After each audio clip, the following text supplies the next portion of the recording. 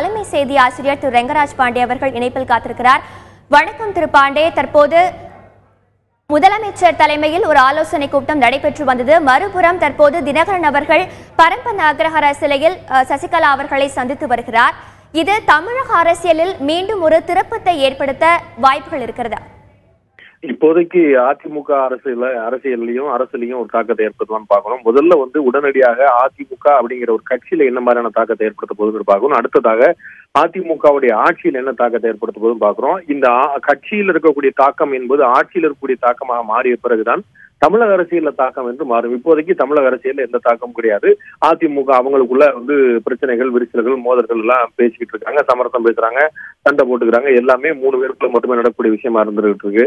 இது ஆட்சிக்கு ஏதேனும் ஒரு ஆபத்து, ஆட்சிக்கு ஏதேனும் ஒரு இடுபறி நிலைமை, விரிசல் அப்படின்னு ஆட்சியை நோக்கி போகும்போதுதான் அதற்கு அடுத்து ஒட்டுமொத்தமான தமிழக அரசியல்ல தாக்கத்தை ஏற்படுத்தும். தற்போதைக்கு நம்ம நேற்று வரைக்குமான உத்தரவாதமான செய்தியாக இருந்தது திரு ஓ பன்னீர்செல்வம் தலைமையில ஒரு அணியும், திரு எடப்பாடி பழனிசாமி தமிழக முதலமைச்சர் தலைமையில ஒரு அணியுமாக முன்னாள் முதலமைச்சர் மற்றும் முன்னாள் முதலமைச்சர் அணியில 2 அணிகள் இருப்பதை பாக்குறோம். இப்ப ஒதுங்கி இருக்கிறேன் அப்படின்னு நண்பர்களுடைய வேண்டுகோளை ஏற்று ஒதுங்கி இருக்கிறேன் சொன்னவர் 45 நாள்ல ஒன்றும் டெவலப்மெண்ட் இல்ல, அப்ப நான் தான் டெவலப்மெண்ட் பண்ணணும் அப்படின்னு எல்லா தொண்டரெல்லாம் விரும்புறாங்க. அப்படிங்கிறனால நான் இறங்க போறேன் அப்படின்னு ஒரு தெளிவா சொல்றாரு. நான் தொடர்ந்து என்னுடைய பணிகளை மேற்கொள்ள போறேன் அப்படின்னு சொல்லி சொல்றாரு. பணிகளை மேற்கொள்ள போறேன் அவர் சொல்லும் போது ஏற்கனவே இவர்களை ஒதுக்கி வைத்ததாக சசிகலா மற்றும் தினகரன் அவர்களுடைய ஒட்டுமொத்த குடும்பத்தையும் நாங்கள் கட்சியிலிருந்தும் ஆட்சியிலிருந்தும் ஒதுக்கி வைக்கிறோம் என்று இதே திரு ஜெயக்குமார் அவர்கள், தற்போது நிதியமைச்சராக கூடிய திரு ஜெயக்குமார் அவர்கள் தான் திரு தங்கமணி அவருடைய இல்லத்துல ஒரு 40-45 நாள் முன்னாடி நடந்த ஆலோசனை கூட்டத்துல தெளிவா வெளியே நள்ளிரவுல பேட்டி கொடுத்தாரு. அப்ப இவர் நான் திரும்பவும் கட்சி பணி ஆற்றுவேன்னு சொல்லும் போது அவங்க எல்லாம் அமைச்சர் பெருமக்கள் எல்லாம் சேர்ந்து கட்சியிலிருந்து ஆட்சியிலிருந்து அவங்களை ஒதுக்கி வச்சிருக்கோம் சொல்லக்கூடிய முடிவு என்ன ஆகுங்கிற பார்க்கணும். இன்னைக்கு இதே பக்கம் பேர்லாம் நடக்கூடிய இந்த மொத்தம் 3 கூட்டங்கள் நடந்து கொண்டிருக்கின்றன. தற்போது அமைச்சர்கள் திரு ஜெயக்குமாருடைய அறையில நடத்தக்கூடிய விஷயம் ஜெயக்குமாருடைய தலைமையில சொல்லிட முடியுமாங்கிற சந்தேகம் இருக்குது. ஏன்னா திரு செங்கோட்டையன் இருக்கிறார், திரு திண்டுக்கல் சீனிவாசன் இருக்கார், மூத்த அமைச்சர் பெருமக்கள் எல்லாருமே இருக்கிறாங்க.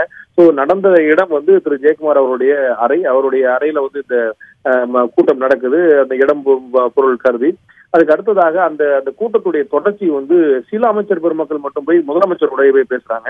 இது எல்லாமே முதலமைச்சருடைய ஒப்புதலோடு தான் நடக்குது அப்படிங்கிறதுக்கான ஒரு கிளியரான மெசேஜ் இது. ஏற்கனவே திரு ஜெயக்குமார் திரு தினகரன் அவர்களை ஒதுக்கி வைத்ததாக சொல்லும் போது, அந்த குடும்பத்தினரை ஒதுக்கி வைத்ததாக சொல்லும் போது இதுவரைக்கும் முதலமைச்சர் திரு எடப்பாடி பழனிசாமி அவர்கள் அந்த விஷயம் பற்றி ஒரு வார்த்தை கூட அதிகாரப்பூர்வமாக பேசவில்லை. ஆனால் இது அத்தனையுமே அவருடைய ஒப்புதலோடு தான் நடக்கிறது அப்படிங்கிறது ஒரு அரசியல் பார்வையாளர் அத்தனை பேருக்குமே சாதாரணமா புரிந்து கொள்ளக்கூடிய விஷயம். அவர்கள் அரசியல் பார்வையாளர் அத்தனை பேருமே எளிமையா புரிஞ்சுப்பாங்க. இது ஒட்டுமொத்தமாக முதலமைச்சருடைய அவருடைய ஒப்புதலோடு தான் நடந்து கொண்டிருக்கு. அதை மீண்டும் நிரூபிக்கக்கூடிய வகையில தான் தற்போது திரு ஜெயக்குமார் அவருடைய அறையில் நடக்கக்கூடிய ஆலோசனைக்கு பிறகு சில அமைச்சர் பெருமக்கள் போய் நேரா அங்க பார்த்துட்டு இருக்காங்க. இதுல முக்கியமா கவனிக்க வேண்டியது திரு எடப்பாடி பழனிசாமி தலைமையில இருக்கக்கூடிய சட்டமன்ற உறுப்பினர்கள் எத்தனை பேர் அப்படிங்கிற எண்ணிக்கை சட்டமன்றத்தில் நிரூபிக்கப்பட்டு விட்டது. திரு ஓ பன்னீர்செல்வம் அவருடைய தலைமையில இருக்கக்கூடிய சட்டமன்ற உறுப்பினர் எத்தனை பேருங்கிறது 12 சட்டமன்ற உறுப்பினர்கள், 12 பாராளுமன்ற உறுப்பினர்கள் நிரூபிக்கப்பட்டிருக்கு.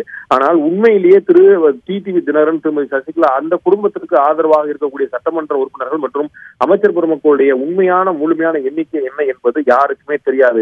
தற்போதைக்கு கிட்டத்தட்ட ஒரு 6 சட்டமன்ற உறுப்பினர்கள் இருந்து 15 சட்டமன்ற உறுப்பினர்களுக்கு உள்ளாக இருக்கலாம் அப்படின்னு சொல்றாங்க. பகிரங்கமாக நேரடியாகவே திரு வெற்றிவேல், திரு தங்கத்தமிழ் செல்வன், திரு செந்தில் பாலாஜி போன்றவர்கள் நேரடியா சொல்றாங்க. சில அமைச்சர் பெருமக்களும் கூட உங்களுக்கு ஆதரவா இருப்பாங்கன்னு சொல்றாங்க. திரு விஜயபாஸ்கர் என்ன பண்ணுவாரு, திரு ஓஎஸ் மணி என்ன பண்ணுவாரு அப்படிங்கிற மாதிரி எல்லாம் நிறைய குழப்பங்கள் ஓடிட்டு இருக்குது. ஆனா அவங்க எல்லாமே இன்னைக்கு திரு ஜெயக்குமாருடைய அறையில் நடந்த ஆலோசனை கூட்டத்தில் அவர் கலந்து கொண்டாலுமே கூட இது நேரடியாக எடப்பாடி பழனிசாமி அவர்கள் தலைமையிலான அணியில திரு தினகரன் தலைமையிலான அணியினருக்கு இடம் இல்லை அல்லது தினகரன் குடும்பத்தினருக்கு இடம் இல்லை என்பது நேரடியாக இன்னும் பகிரங்கமாக முற்றும் போதுதான் அவருக்கு எத்தனை சட்டமன்ற உறுப்பினர்கள், எத்தனை அமைச்சர் பெருமக்கள் நேரடியாக ஆதரவு தெரிவிக்கிறார்கள் அப்படிங்கிற உண்மையான எண்ணிக்கை தெரிய வரும். அந்த எண்ணிக்கைக்கு பிறகுதான் இவரால் ஆட்சியை தக்க வைக்க முடியுமா முடியாதா அப்படிங்கிறது தெரிய வரும். ஒருவேளை தினகரன் குடும்பத்தினருக்கு எதிராக இன்னொரு நம்பிக்கை வாக்கெடுப்பை நடத்த வேண்டிய அளவுக்கு ஒரு நிலைமை ஏற்படுமே ஆனால் திரு ஓ பன்னீர்செல்வம் தலைமையிலான அணியினர் ஆதரவு கொடுப்பாங்களா அப்படிங்கிற கேள்விதான் கூட பார்க்கப்பட்டிருக்கு. திரு எடப்பாடி பழனிசாமி தலைமையில ஆதரவுக்கு ஏதேனும் ஒரு பங்கம் ஏற்படுமே ஆனால் திரு ஓ பன்னீர்செல்வம் தலைமையிலான அணியினர் ஆதரவு திருப்பி கூட வாய்ப்புகள் கூட உண்டு. பட் எப்படி என்னங்கெல்லாம் அடுத்தடுத்த கட்டமா பார்க்கணும். இப்ப திரு தினகரன் தலைமையிலான அதிமுகல அவங்க சொல்லக்கூடியது பாத்தீங்கன்னா அதிமுக அம்மா அணி, அதிமுக புரட்சி தலைவி அம்மா அணி தான் சொன்னாங்க. சட்டமன்ற தேர்தலில் இடைத்துல ஆர்கே நகரில் நடக்கிற வரைக்கும் அந்த பேர்ல தான் அதிமுக அம்மா அணி அப்படிங்கிறது திரு டிடிவி தினகரன் தலைமையில இருக்கக்கூடிய அணியா இருந்தது. புரட்சி தலைவி அம்மா அணி என்கிறது பன்னீர்செல்வம் அவர்கள் தலைமையில அணி இருக்கக்கூடிய அணியா இருந்தது. தற்போது பன்னீர்செல்வம் அணி, ஓபிஎஸ் அணி, தினகரன் அணி அப்படின்னு 3 அணியா பிரியுதா அப்படிங்கிற பார்க்கணும். எந்த குழுக்கு எவ்வளவு உறுப்பினர்கள் இருக்கிறாங்க அப்படிங்கிறத பொறுத்து இது அரசியல் பிரச்சனையா உருவெடுக்குமா, தமிழக அரசியல் ஏற்படக்கூடிய திருப்பமா உருவெடுக்குமாங்கிறத பொறுத்து பார்க்க வேண்டியிருக்கும். சுதர்சனா. திரு பாண்டே, இப்போ ஆலோசனைகள் சந்திப்புகள் நடைபெற்றிருக்கிறது. மற்றொரு புறம் பிரமாண பத்திரத்தையும் தாக்கல் செய்து வருகிறார்கள். இந்த அனைத்து தமிழக அரசியல் நிகழ்வுகளையும் தேர்தல் ஆணையம் கண்டிப்பாக கண்காணித்துக் கொண்டேதான் வருகின்றன. இந்த இரட்டை இலை சின்னம் தொடர்பா இது குறித்து என்ன மாதிரியான நிலைப்பாட்டை தேர்தல் ஆணையம் எடுக்க வாய்ப்புகள் இருக்கிறது?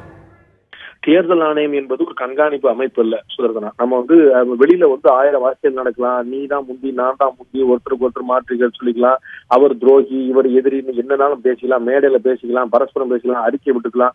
இது எதற்கும் தேர்தல் ஆணையத்துக்கும் எந்த தொடர்பும் கிடையாது. தேர்தல் ஆணையம் தன் முன் இருக்கக்கூடிய விஷயங்களை மட்டுமே கவனிக்குமே தவிர மற்ற விஷயங்களை கவனித்து நான் கூட பார்த்தேன், நீங்க அப்படி சொன்னீங்களே, நீ அன்னைக்கு மேடம் எப்படி பேசுனீங்களே, நம்முடைய நிகழ்ச்சியில் நடக்கக்கூடிய விவாதம் போல தேர்தல் ஆணையம் எந்த விவாதத்தை நடத்துவதில்லை. அவரோட தேர்தல் ஆணையம் தெளிவாக அவர்களும் வைக்கப்பட்டிருக்கக்கூடிய காகிதப்படி அவர்கள் முன் இருக்கக்கூடிய சவால் தேர்தல் ஆணையத்துக்கு முன் இருக்கக்கூடிய சவால் நாம் இன்னைக்கு பேசக்கூடியது அதிமுக 2 அணியா இருக்குதா 3 அணியா மாறி இருக்காங்கிற பேசிட்டு இருக்கோம். அதனால தேர்தல் ஆணையத்தை பொறுத்த அளவுக்கு 2 அணி தான். அதுல 2 கேள்விதான், அணியா இல்லையாங்கிற கூட தேர்தல் ஆணையத்தில் கிடையாது.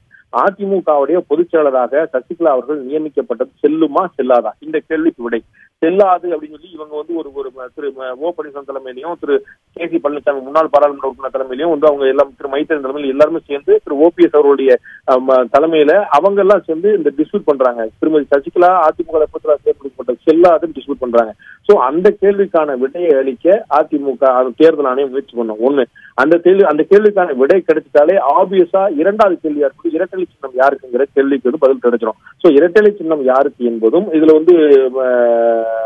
மற்ற விஷயங்கள் தான் நம்ம கவனிக்க வேண்டியிருக்கே தவிர யாருக்கு பொதுச் செயலாளர் யாருங்கிறத நியமனம் செல்லுமாங்கிறது இந்த 2 தான் பார்க்க வேண்டியிருக்குது. இந்த 2 கவனத்துக்கு வராது. திரு பாண்டே, இப்போ தினகரன் அவர்கள் ஜாமீனிலிருந்து வெளியே வந்த பிறகு கட்சி பணியில் தொடர்ந்து ஈடுபட போவதாக அவர் தெரிவித்திருந்தார். இந்த ஒரு நிலையில அதிமுக 2 அணி இணைப்புல ஏதாவது ஒரு பின்னடைவை ஏற்படுத்துமா?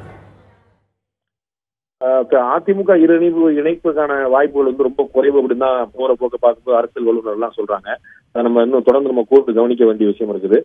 இல்ல அந்த சட்டமன்ற கூடல வெளியில செய்தியாளர் சந்திக்கக்கூடிய காட்சிகள் இருக்கான்னு பார்ப்போம். நம்ம தலைமைச் செயலகத்துல அமைச்சர் திரு ஜெயக்குமார் உள்ளிட்ட அமைச்சர் பெருமக்கள் செய்தியாளர் சந்திக்கக்கூடிய நேரலை காட்சிக்கு தற்போது நாம் பார்க்கலாம்.